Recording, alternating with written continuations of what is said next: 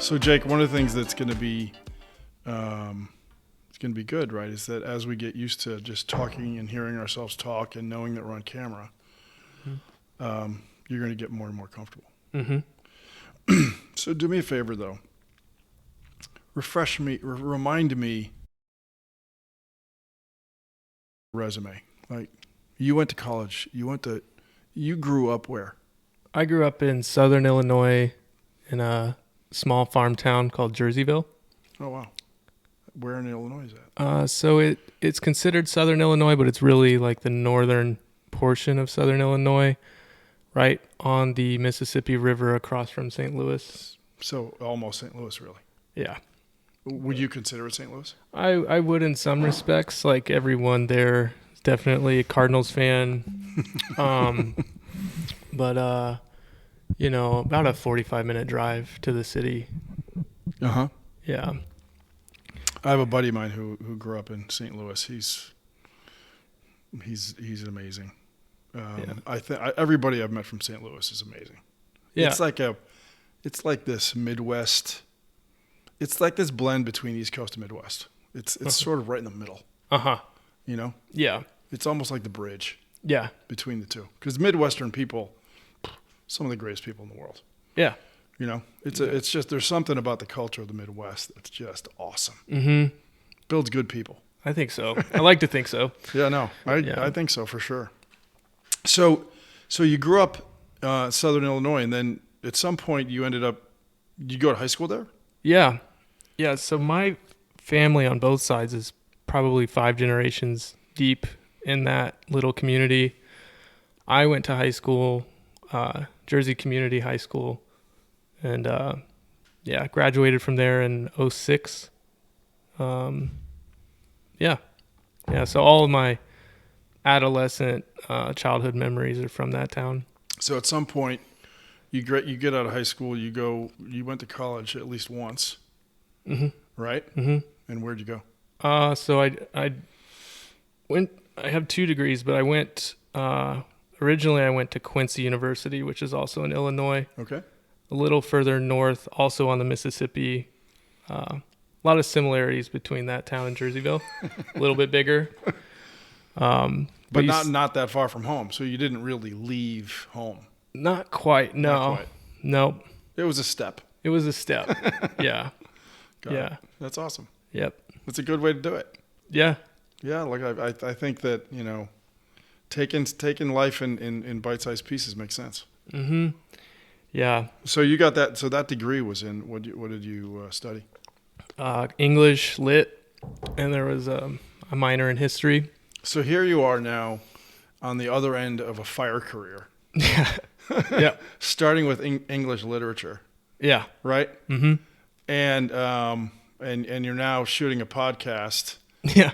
Right? Yep. It seems like this journey is appropriate. Yeah, I like to think so, It's not how I really envisioned it unfolding, but sometimes you don't know. Right. Yeah. But I wouldn't change anything. But so where did your interest in travel? How did that get created? Because you grew up in this community, you spent all this time in this local community, you go to school not that far away, mm-hmm. and all of a sudden you want to see the world. Yeah, I know. I try to track it down in my head how that all sort of happened, but I think, it was a combination of things. I had an uncle that was really influential who was giving me books, and I was reading a lot. I was also just generally curious about other places. So even as a kid, I would get really excited about like going to Kansas with my grandparents or like a little trip to the Ozarks. I was always kind of living out of a little duffel bag, sort of spending the night at my friends' houses. And then, once I got into college, there was the opportunity to go on a lot of service trips. So that... So what's a service trip? So there was a Franciscan Catholic university. And so a lot of the Franciscan monks would gather funding to support students going to places like Haiti or like Indian reservations in the Southwest. And I think doing that kind of opened something in my mind But to rewind a little bit, I should acknowledge that my uncle lived in the Caribbean, and when I was a teenager, I would go down there and do work for him and kind of get exposed to a completely different world, and that really changed my mindset early on. Yeah. Okay. So that was kind of a moment in time that kind of triggered the, hey, I might want to go other places. Yeah. Cool. Yep. So where was the first place you went? Well, there were several. We're talking after the Caribbean. I went to China in like 2015. I've been to Haiti. So if China was the first big trip, yes, that's fair. That's a big change. It was huge. I had no idea what I was doing. But where'd you go? Straight into the deep end, man. It was kind of foolhardy. In a way, but I went to Kunming, which is the capital of the Yunnan province, and my aspiration was to work as an English teacher at a school and just spend that year abroad and just see, how it, because all my travel experiences in the past had sort of felt like a good growing experience. So I was wanting to really amplify that and spend that year in a completely different world. But it was, I don't want to use the word failure, but it didn't quite pan out how I had hoped. I think I should have taken those baby steps that we were. Well, so when you say it didn't pan out the way you hoped, what were your hopes and what was the difference? So like I was hoping to spend a year there, and I was hoping to kind of to feel more welcome than I did. But whenever I arrived, a lot of stares. The culture itself, at least in that area, wasn't as welcoming or nice or clean as I had hoped. And also I just didn't know what I was doing. Well, but the Chinese culture, when you get into the deep, non-cosmopolitan places within China, right? They can be pretty insular. Yeah. Yeah. And I've always kind of struggled with like feeling like the center of attention. And I underestimated how much I would be the center of their attention. It was like they saw a ghost. Right? Yeah. That had to be like, oh my God. It was. What's happening right now? Yeah. Yeah. So you didn't last a year? I did not. I think I did 3 months and then I backtracked. Got it. Yeah. Cool. Let's take a break. Yep. Let's see how we're doing. Okay. Let's play this back. Yep. And see what we think. All right. Okay. We don't have a name for what this podcast is going to be yet, but this is the first attempt at putting a recording together, which is some video and some audio, with the purposes of taking a stab at a podcast that will primarily focus on topics related to forestry, fire, drought-resistant forests, fire-resistant forests, the history of that, and having conversations with people who have expertise in this area from all walks, whether they're going to be foresters, whether they're going to be landowners, whether they're going to be land managers, environmentalists, ecologists. It's really not intended to be limited in any way in terms of who could participate in that conversation. And this is just, Jake and we're just figuring it out, and here we go. And Jake's the first victim to put something in the can. I told him I wouldn't share it with anybody and without his permission. He may or may not share it with anybody himself. But when he does get to Southeast Asia and meets that woman of his dreams, he may share this with her then. I don't know. We'll see. Yeah. It'll be a good way to introduce himself. Yeah. Yeah.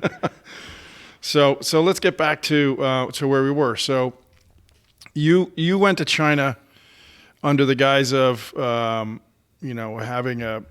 having a travel experience because your uncle inspired you and you met some friends that inspired you, but you ended up going in the deep end. You went to China and you found out that, and you probably knew this about yourself, but you probably didn't know you were going to have it in quite this depth that you were now going to be the center of attention 24/7.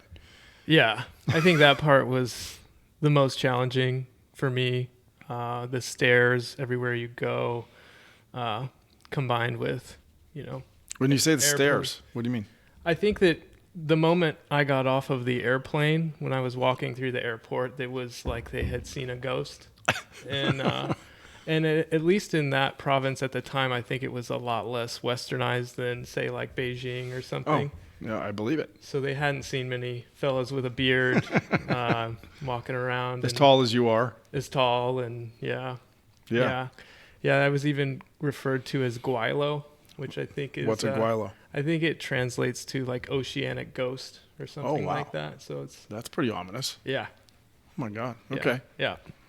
Wow. So you go to China, you have that experience, you pull up roots a little early, right? You went out for a year, you came home in 3 months, and then you reflected on that for a while. What were you doing? Were you in school? Were you working? What was happening at that time? Yeah. So, to be totally transparent, I had been nomadic through most of my 20s, and I would work in different seasonal jobs. I've worked 3 seasons in Yellowstone National Park. I've worked a variety of construction jobs. I've done natural building internships and wilderness education jobs. Whatever I found in the place I was going to, I would do that to keep me afloat. I've delivered pizzas in downtown Denver. Lived in Moab. I've lived in Idaho. So when you went to Yellowstone, what were you doing in Yellowstone? So my first season there was right out of undergrad. I was just in the food and beverage, working for Xanterra and serving up plates of food for tourists. Okay. Yeah. And so you had a chance to obviously explore Yellowstone. Yeah. Right. Yeah, that was the draw, and that's what, we would take sometimes 3 or 4 days off a week just to go on backcountry trips. And so what part of Yellowstone were you living in? Lake Lodge. So it's on the northern part of the lake, if the Lake Yellowstone. So that means you are, 90 degrees away from Jackson Hole. So you're north of Jackson Hole, north and west of Jackson Hole. Yep. Got it. Okay. Yep. Cool. That had to be cool. Yellowstone's amazing. Yellowstone, I haven't been there in sort of in the middle of it to go witness the Yellowstone Park, but I have been to that part of the world. It's awesome. Oh, yeah. Yep. That was really my first time experiencing the Rocky Mountains or mountains in general. So that combined with just Yellowstone being Yellowstone was life-changing. Mm-hmm. Mm-hmm. So you go start your travels, you go to Yellowstone, you do that, and now you're, let's say go 5 years out, you've done some traveling, you've done a variety of different jobs in a variety of different places. At some point, you decide to either go back to school or go to fire. I can't remember what the order of that was. Yeah, so I had actually been accepted to a grad program on the East Coast, SUNY New Paltz, whenever I went to Yellowstone, but that summer in the park kind of changed my whole perspective on things, so I took a year off to travel around the U.S., and then after that year, I applied to the University of Montana, and so in 2011, I started at my grad program at the university and started. What were you studying? Composition and rhetoric. So I was teaching entry-level composition classes while going to grad school. So I've gotten to know you a little bit, and for you to be studying rhetoric, that is a fascinating subject. Yeah. For somebody who doesn't want the spotlight. I know. I mean, rhetoric is almost by definition, hey, let me go out in the spotlight and craft the conversation, guide the conversation to a place. Definitely. Rhetoric has always been an interesting subject to me. But you are pursuing rhetoric. What was your? I think I was fascinated by it for a lot of reasons, and that was like one of the many focuses of that program. But learning about the rhetorical triangle, ethos, pathos, and logos, and learning how to break down the arguments of, say, like politicians or anyone that you're talking to kind of has a purpose behind what they're saying. So that was interesting to me. It's just even what we're doing right now is going back to those three. So within rhetoric, is truth a requirement? I think it is if you're making an appeal to ethos, which would be an ethical appeal. Like if you're relying on your own character, say like your own expertise, you want to rely on those ethics of being truthful. So when somebody dispenses with the ethos side of it by telling untruths or making up things, Yeah. is that rhetoric or is that something else? It could be considered rhetoric, at least based on my limited understanding. I think that that could be an appeal to pathos, which is more emotional. You see that a lot with Trump, for instance, or someone like that who, they rely on an emotional response from their audience. Okay. Yeah. So that's okay, interesting. You now have taught me more about rhetoric than I've ever known. Yeah. Well, That's awesome. mm-hmm. So you go to school, you go get a master's degree in, what was the degree? What was the degree? So it's technically in English teaching, pedagogical theory, and my thesis project was on place-based education. So what does that mean? Sorry. So it's basically like my project was about encouraging environmental connection and community awareness in writing classrooms. So you're designing curriculums to get students to be more actively engaged citizens. So this podcast is perfect. I hope so. Yeah. Yeah. I had no idea that the fit was quite as good. That's awesome, man. Thanks. No wonder you gravitated towards it so fast. Okay. So you get out of school for the second time. Mm-hmm. You're now dual degreed. Mm-hmm. And then you found your way to fire. Yeah, it's true. So those years in Missoula were really great for a lot of reasons, but I met some awesome people, one of which, his name is Bryce Young, is a guy I hope that you get to talk to someday. He's really involved in the fire world, and we were kind of running buddies and climbing buddies, but he helped me get my first job on the Flathead National Forest where I started out. That's a pretty cool place. Yeah. Yep. Yeah, that's just outside of Glacier there. Yeah, so describe Flathead. Flathead's Yeah. as amazing as Yellowstone is, Flathead has its own uniqueness to it. Yeah, gorgeous, pretty rugged country, and if you've ever been to Glacier or seen pictures of Glacier, it has a lot of those same characteristics. So you can run into grizzly bears on the trail.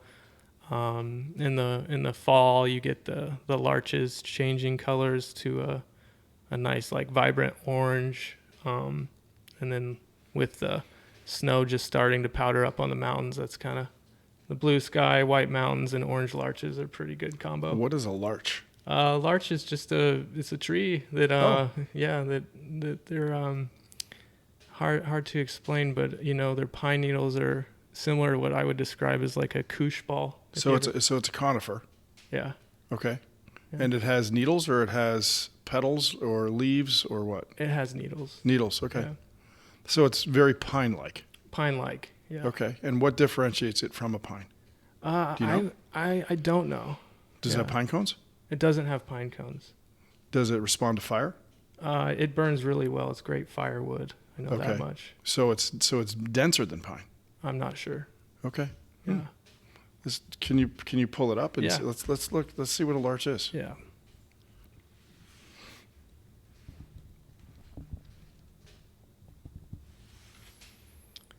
Let's see.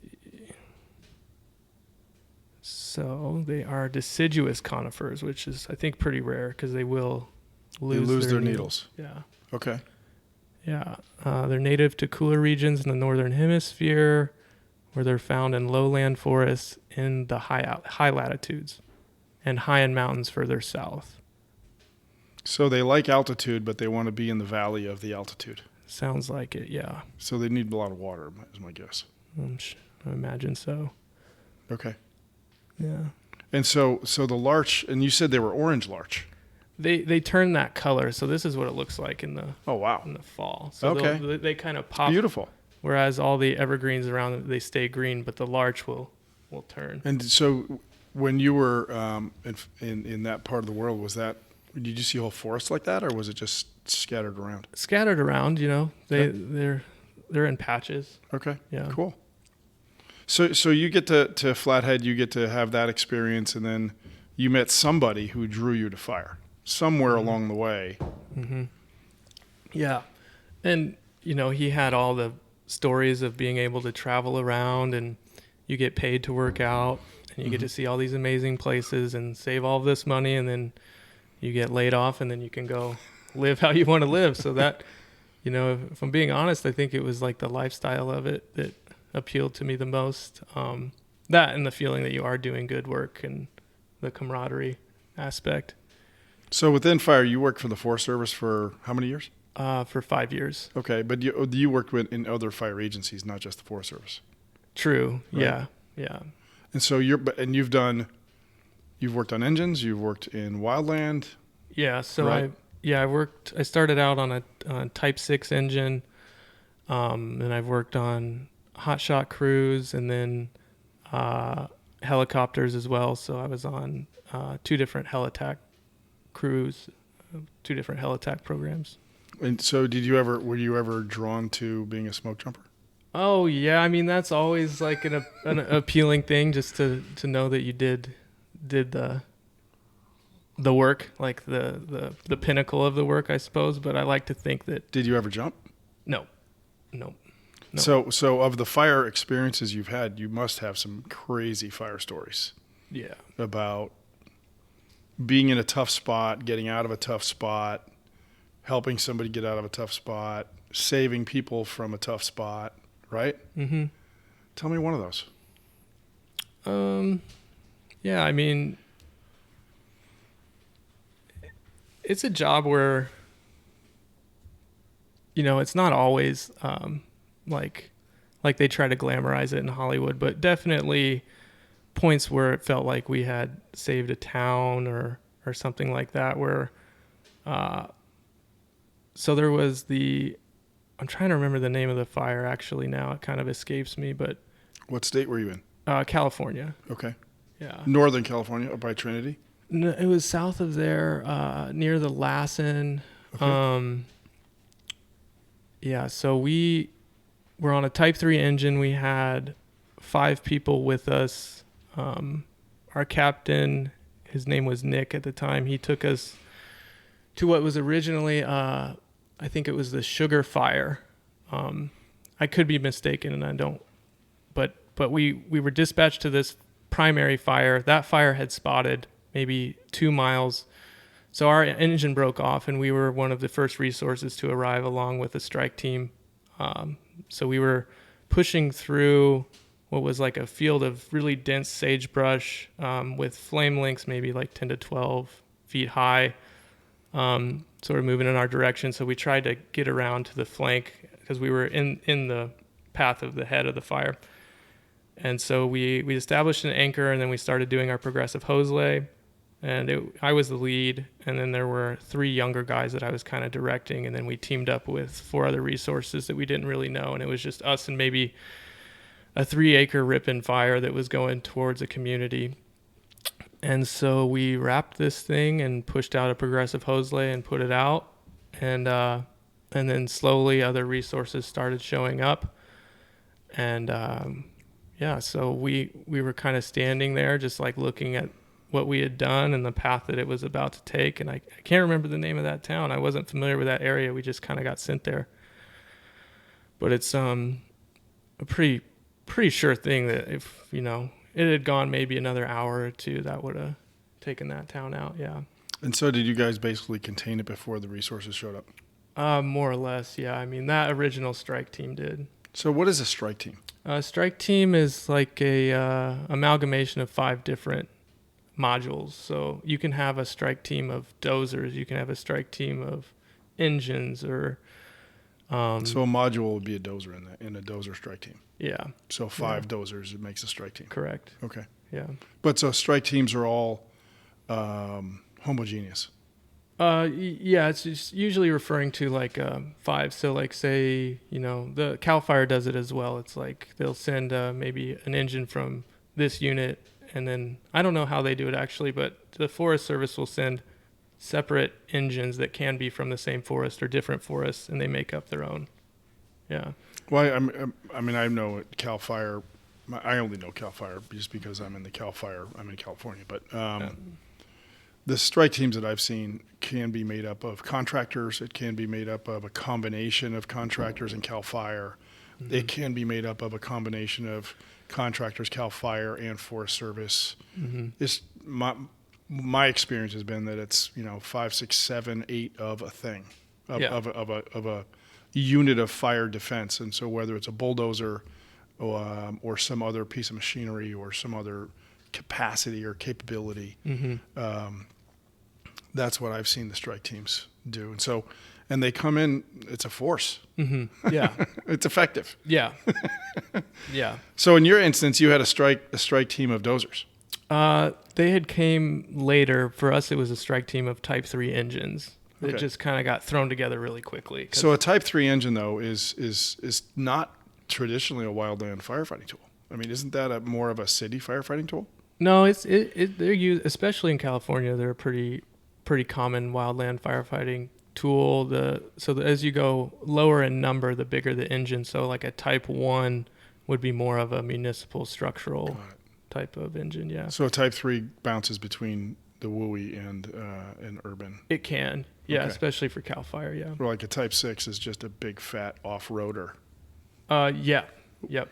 Can go nearly any place. Pretty much, yeah. Can't go where the dozers go, but it's the next best thing. Yes, that's accurate. Yeah. Right? Yeah.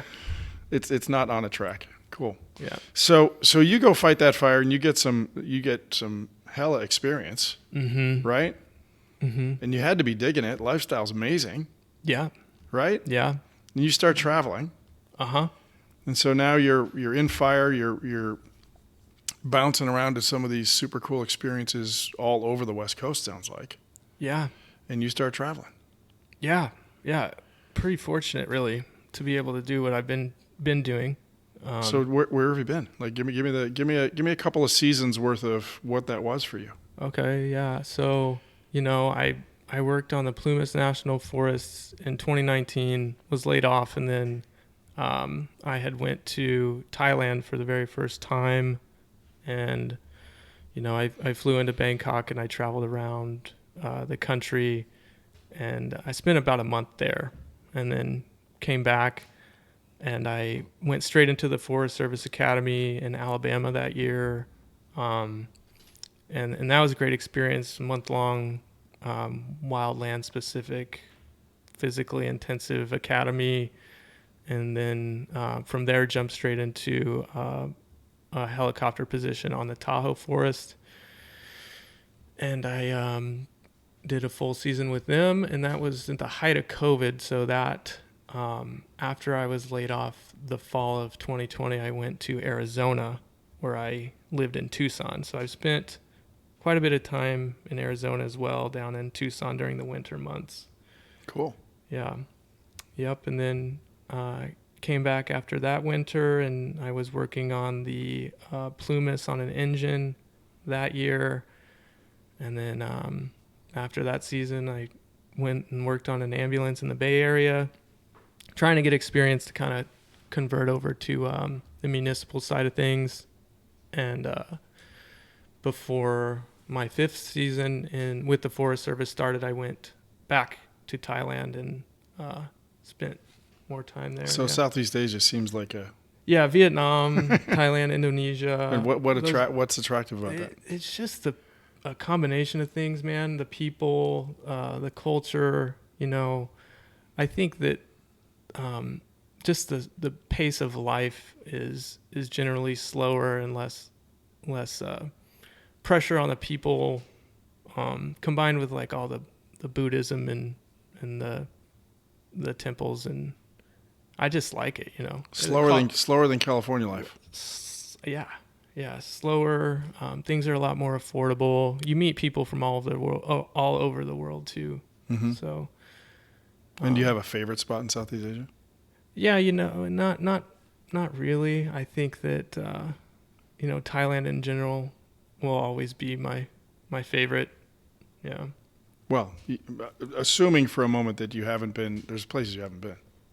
Yeah. right? Mm-hmm. So, been to India? Not yet. No.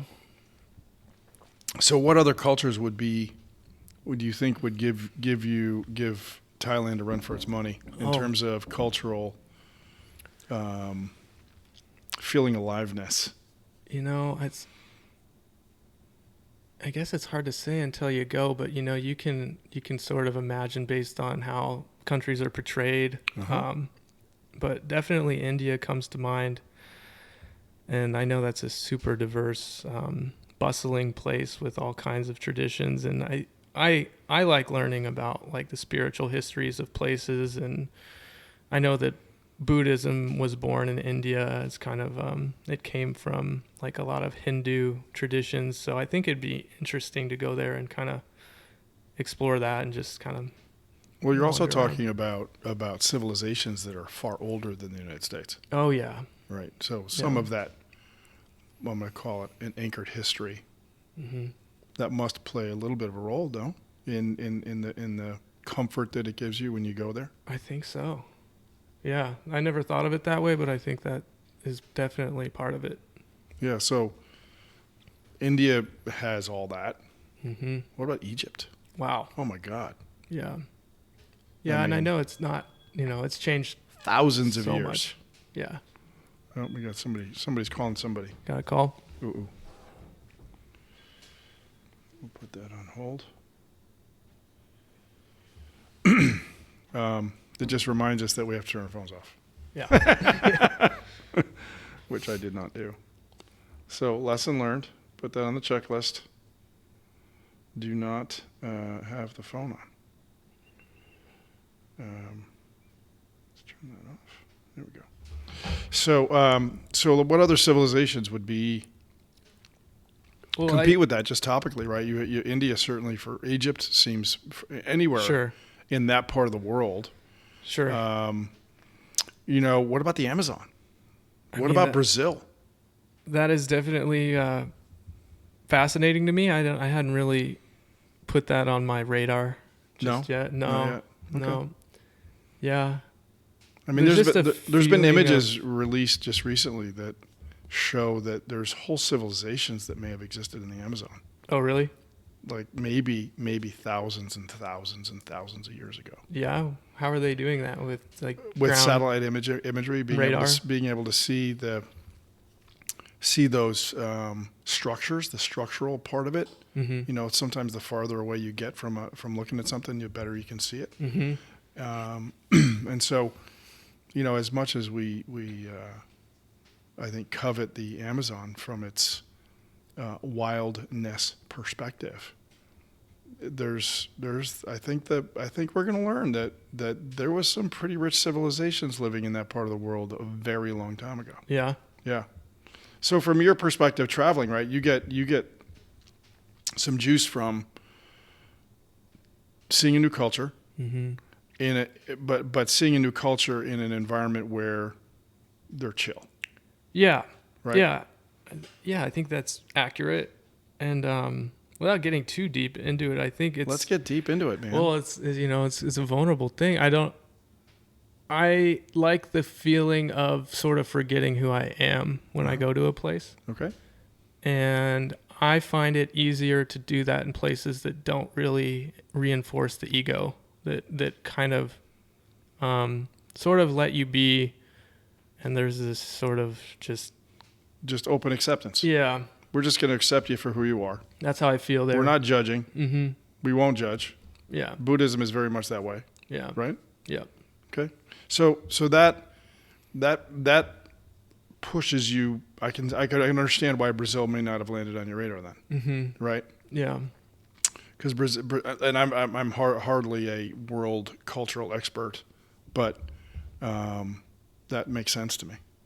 Yeah. Yeah. So I tend to gravitate toward.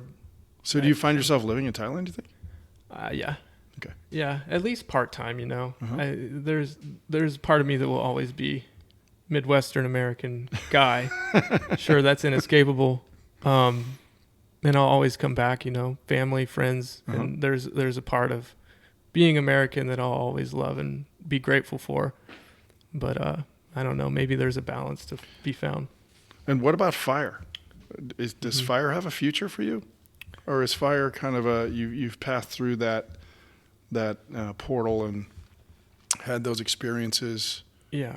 Right. Yeah. Or not, or maybe the excitement of fire is pretty exciting. Definitely, and it's what I'm qualified to do, and there is enjoyment there. There's reward there. I can't say definitively one way or the other, you know. What about the medical side of it? I really enjoy that at times, you know. That's a complicated answer to give, I suppose, but that's something that I feel called to do as well. Right. And I have a genuine interest in learning more about that and being a better medical provider. And so, in terms of being in a position to help people who are in a really bad way, right, is another way to really get some reward out of helping people. Right. Fire definitely has the helping people thing. Yeah. So within EMS, right, my experience with fire has been that the culture of firefighters, people who interact with firefighters, people who interact with fire, even if they may not be a firefighter, but they could be, you know, a mayor of a town that has burned or has dealt with fire, or fire safe councils dealing with, you know, sort of protecting their community, right? Fire, and that's what I mean when I say the world of fire. The world of fire to me has been very, what's the word I'm looking for? I would call it cohesive, consistent. Everybody agrees mostly that, you know, when we have an emergency that involves fire, we all have to saddle up and work together. Yeah. There's little friction. Should be. Personalities are able to be set aside. Ego is able to be set aside for the moment. Should be. Because firefighters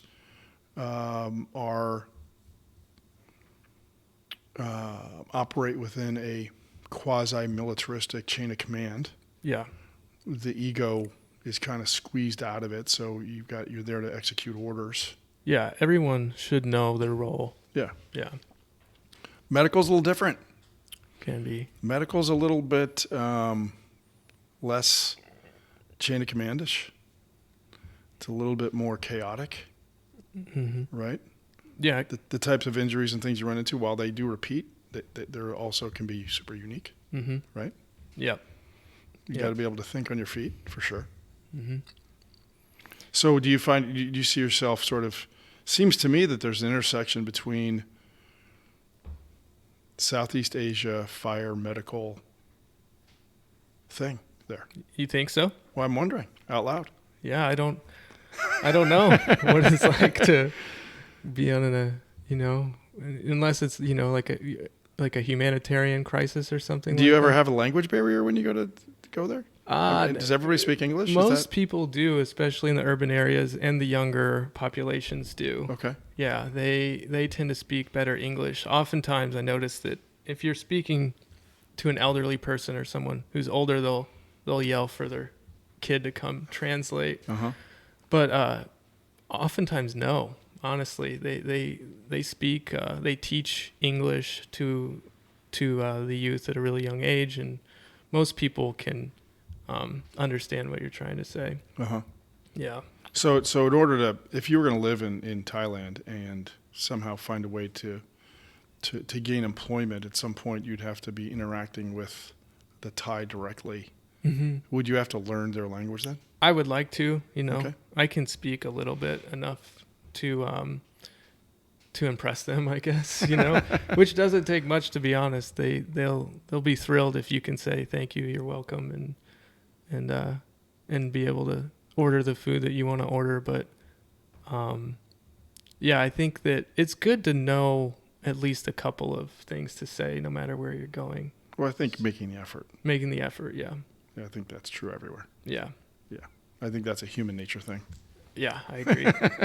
When you come to my country, make an effort, and I'll look favorably on that. 100%. Yeah. I think that makes sense to me. Yeah. So let's talk about forestry for a minute. So you've had all these experiences with fire. You have some experiences with, I'm going to call it fire trauma on the whether it's a, what is the there's paramedic, and then there's a EMT. EMT. Mm-hmm. And did you make it all the way to a paramedic? No. No. You were on your path. Yeah. And then I jumped in your way. Well, it was mutual, but yeah, I'm an EMT. Okay. Mm-hmm. So fire, right? So here we have now, you've been all over the West Coast. You fought fires everywhere. Mm-hmm. There's this paradigm, or I'll use rhetoric around fire, that it's all climate change. Mm-hmm. Is it all climate change? Not all of it, no. So what's if climate change isn't the sole cause of these wildfires, what contributes to that that's not climate change related? Yeah, climate change is a factor, but I think a huge issue is 100 years of full suppression fire tactics, mostly by the Forest Service, and they take ownership for that. It's just, we got so good at fighting fires and suppressing good fires that we developed these mega forests that exist now that are highly combustible and volatile, that presents more threats than we've had historically. Mm-hmm. Yeah. So let's can we define overforested for a minute? What does that mean? So, for eons, fires existed naturally, and they would sort of cull the herd, so to speak. They would naturally select the forests and make them healthier. So you thin them out, and then you have a healthy canopy with a healthy understory, and that was the way that our landscape looked prior to human intervention, which then... And those fires would happen without us setting them or Indians setting them. They just happened. Right. Largely lightning? Largely lightning, yeah. Okay. Yeah. Natives did come and start land fires, and that helped manage the landscape. But yeah, so once humans got involved and started suppressing everything, then you no longer have that natural thinning out of the landscape, and then that builds these mega forests that have what we refer to as fuel ladders and really dense understories. So all it takes is just one spark, and that combined with the urban interface, the wildland urban interface, creates a pretty risky environment. There are people who think that people shouldn't live in the WUI. Mm-hmm. Do you agree with that? To some extent, yeah. Okay. In terms of human intervention, right, there's this idea that humans should not intervene in our forests. I think, does that make sense? Does that resonate with what your experience with what the Forest Service's view used to be? What, that humans should not intervene? Well, I think that the Forest Service, they've been intervening for a long time. I think that we're at a point where we have to intervene. And so have to intervene means what? So, because the way I think about intervention, right? Intervention can be suppression. Can be, yeah. Intervention could be cutting a tree. Mm-hmm. Intervention could be setting a property on fire directly. Mm-hmm. So those are all interventions. Yeah. Which take me through sort of what you view as what's an appropriate intervention. Yeah. How do we interact with our forests appropriately? Yeah, that's a really good question. I have my own opinions on that, but I think that selective suppression is necessary.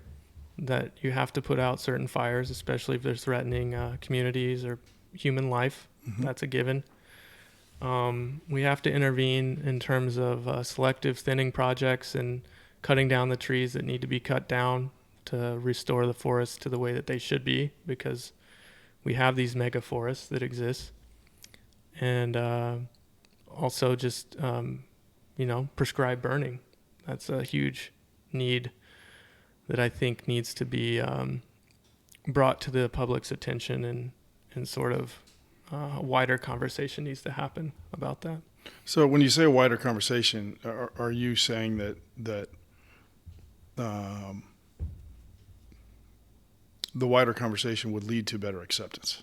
I would like to think so, yeah. And so that wider conversation is really, does that lead, involve, for example, just educating people about the benefits of a forest that has been intervened appropriately? Yeah. Yeah, I think that's well said. I think that bringing up the facts of what we've done to our forests historically and why these fires are burning so violently, and the necessary means of sort of reducing that, and combined with teaching them about air quality, teaching them how we can do it responsibly, and by that I mean prescribed burning and fuels reduction, lumber. I mean, not lumber, but timber. Yeah. Yeah. So we've had just horrific wildfires, these mega fires you talk about. Mm-hmm. And those fires, by anybody's measure, might put us in a place that says that we've undone whatever environmental goals we had from a pollution standpoint, from a ozone standpoint, from a CO2 release standpoint, from a carbon release standpoint, that we've actually now gone backwards. Mm. That in aggregate, we have now gone backwards. Mm-hmm. And so one of the things that I wonder about, and I wonder out loud with you right now, is, and I'm going to just come up with a small little idea that I'd like you to react to, is that, are we better off burning and managing our forests in bite-sized pieces rather than having Mother Nature decide that we're going to go back yet again another 10 years in terms of our environmental progress? Aren't bite-sized pieces essentially, rhetorically, the solution to that problem? I would, if done in a professional way, I'd say yes. Yeah. So let's talk about, so one of the things that has happened is that people react to, I think, there's been outcry over clear cutting.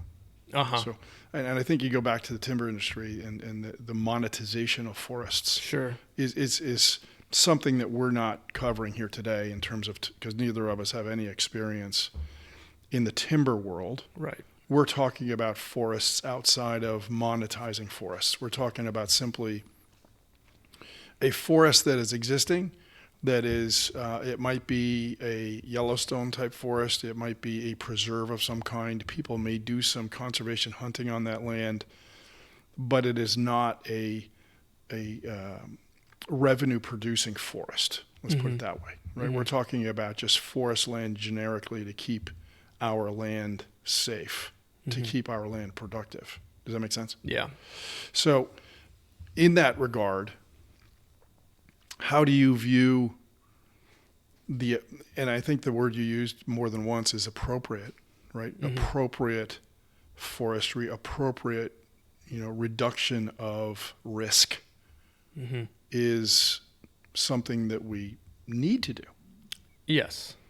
Yes, right? Absolutely. 100%. And when you think about that, is there a tool better than fire for that? No, I mean, chainsaws are good too. Chainsaws and fire? And fire combination. Yeah. Uh-huh. Yeah. Masticators? I'm not a fan myself. Okay.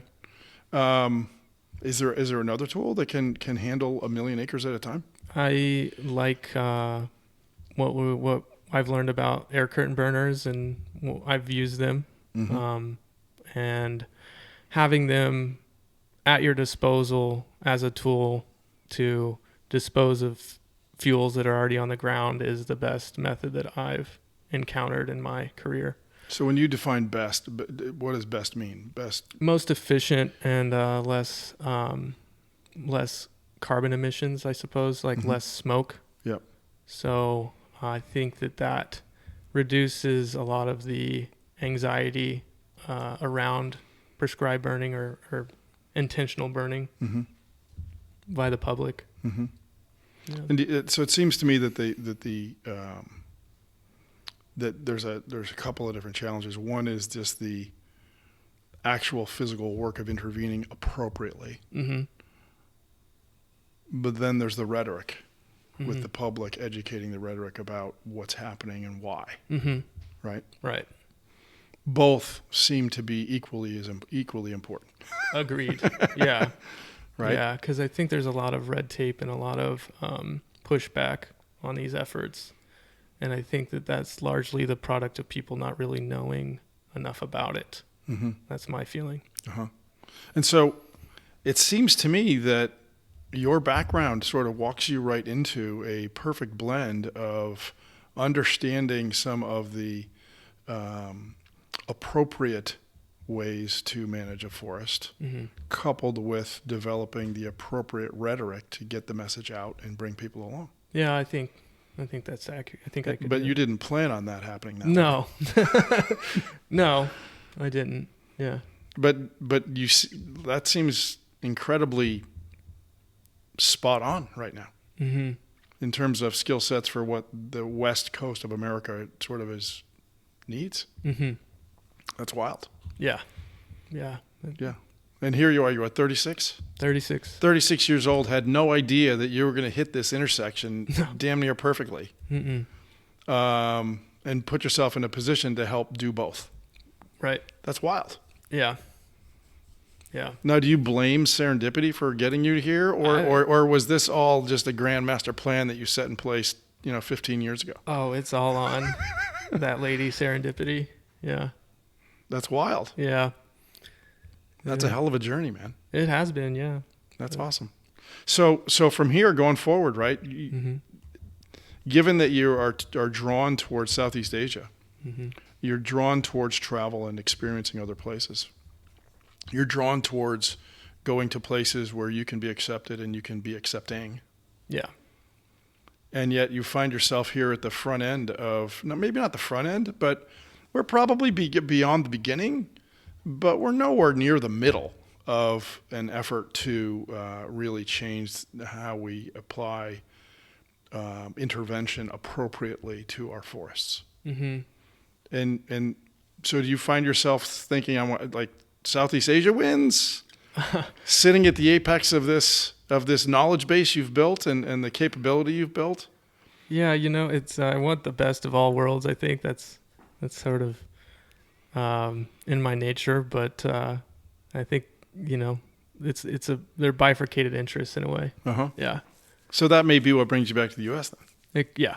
That It could could be what keeps me here, and then hopefully whatever right. it is that keeps me here will give me the freedom to go over there once in a while. Awesome. Yeah. Cool. Well, why don't we wrap this up and Okay. put this one in the can and see how this turns out. Yeah. And you get to edit yourself. Yeah. You get to you get to go look at rhetorically the what's in the can. I know. Talk about looking in the mirror and deciding whether or not to edit it or not. Uh-huh. And see if we can make something out of this. Yeah. Maybe we can find a way to blend the rhetoric with the appropriate intervention. Yeah. While you're in Southeast Asia. Yeah. That sounds good to me. Awesome. Yeah. Thanks, Eric. Hey, thank you. Yeah. That's awesome. All right. Let's put that one in the can, man. Yeah. Oh, we did good. I think that went pretty well.